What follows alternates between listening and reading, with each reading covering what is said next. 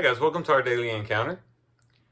In Revelation chapter 4, you have the Apostle John being able to peek into heaven, being able to get a heavenly vision and to see what's going on at the throne room of God. And this was done during a time of persecution, and a time in which John himself was exiled on the island of Patmos, as we mentioned in a previous devotion.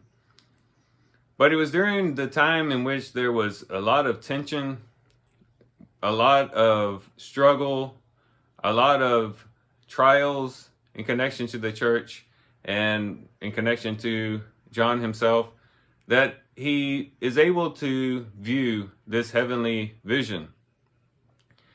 And this is a beautiful thing. And when he looks into heaven, he sees someone sitting on the throne.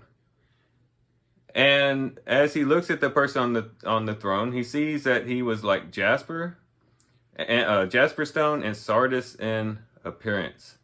A jasper would have been clear. The sardis would have been a reddish color, probably speaking about the purity and the holiness of God. And it just emanated from this person who was sitting on the throne. And not only that, he saw a rainbow around the throne, and 24 elders with thrones in that same area. And then he saw this storm-like demonstration of lightning and thunder, sounds and peals of thunder. And then he talks about this sea of glass and these creatures that were worshiping him. And the 24 elders were worshiping him as well. And what this would do for John is to understand that there is a reality beyond this earth, beyond this world. A reality in which God is sitting on his throne, he is being worshiped, and he is being glorified there. And in the midst of the trials and the difficulties, it would have been helpful for John to see that there is someone in control, and that person is none other than God himself. And that's something that we need to remember as well. Whenever we are getting disheartened, when we feel like, life is just really beating us up and it just becomes difficult, just getting out of bed in the morning becomes difficult. It helps if we can lift up our eyes and view things from a heavenly perspective, to recognize that all of reality doesn't revolve around just this world. All of reality doesn't revolve around this particular day. But there are realities that go beyond what we see. There's an eternity that goes beyond just today. And if we can just lift up our eyes and seek the things that are above, not the things that are on the earth, Colossians chapter 3, and begin to have a heavenly perspective, it might help us in the midst of our trials and difficulties.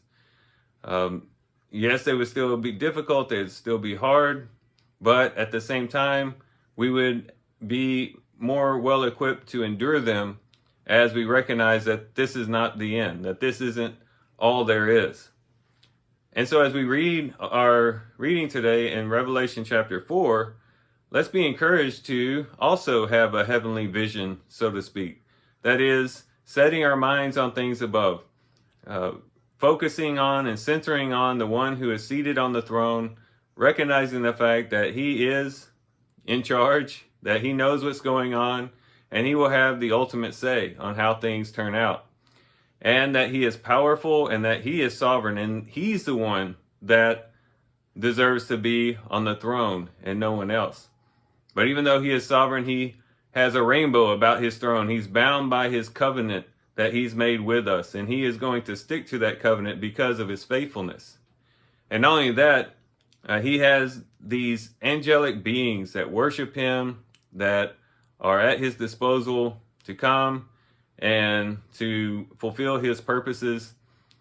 All these things that we can focus on and meditate on should encourage us and lift up our hearts and help us to maybe walk with a lighter step, knowing that we have a powerful God who sees what's going on the earth. He affects what goes on the earth, and he is the ultimate authority. and he is on our side, and he is working for our behalf. So let's be encouraged by Revelation chapter 4 today. I do thank you guys for watching the video today. Hope you guys have a great day. Love you guys. God bless.